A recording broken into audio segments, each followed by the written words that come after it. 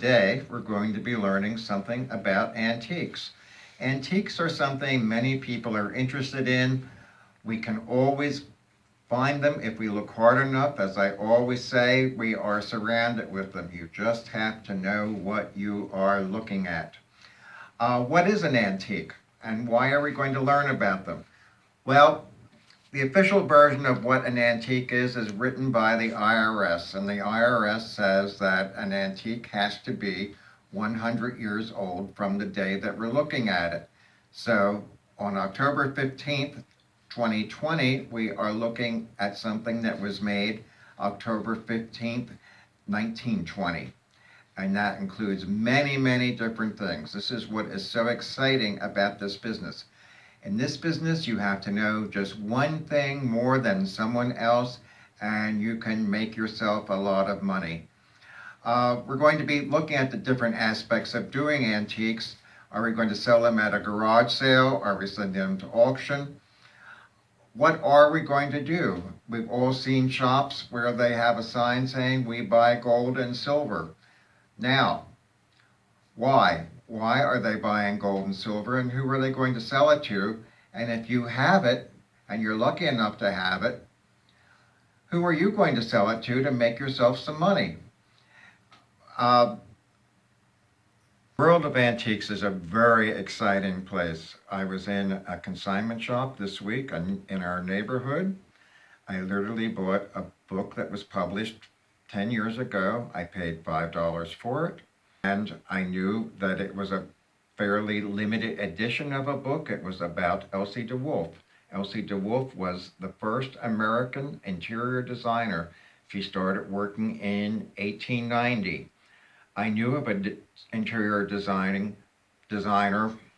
very interested in Elsie de Wolfe. I took it to her and I sold it for $95.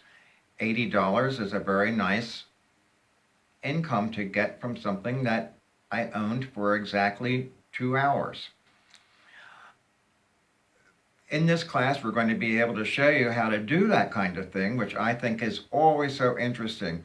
The antique business is something where you literally, the old saying is, you learn something new every day. Well, you do.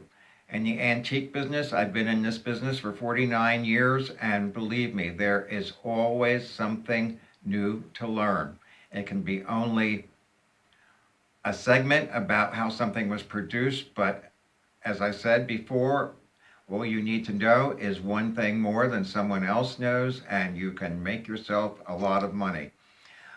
We're going to be talking about gold and silver, as I mentioned previously. Gold and silver is one of those things, if you're lucky enough to have it, you can make yourself some money. I went to a garage sale 2 weeks ago, and the man had several sterling silver frames. They had been holding wedding pictures at one point. The silver frames were very heavily engraved with the names of the people and the date of their wedding. Now, unfortunately, the photographs had been taken out many years ago. The frames had been put in a basement. They had gotten wet. They smelled of mildew. They were really nasty. I said to the man, what did he want a piece? He said he wanted $10 a piece.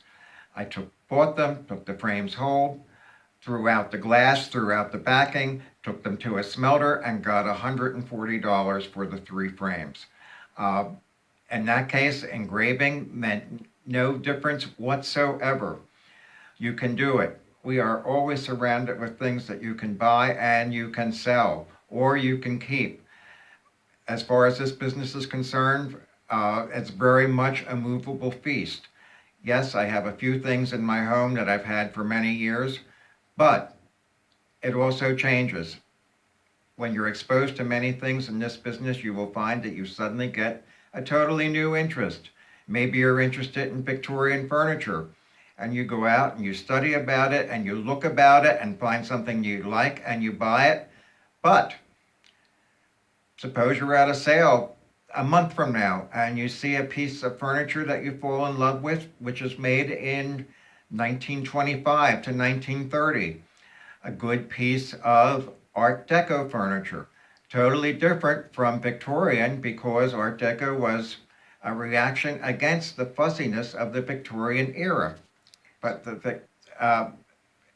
in both cases, both the Victorian era and the Art Deco era, we can find things around us all the time. There is plenty of undiscovered things everywhere. My name is John Thompson, and these are my antiques classes, and I hope you're going to have a really good time.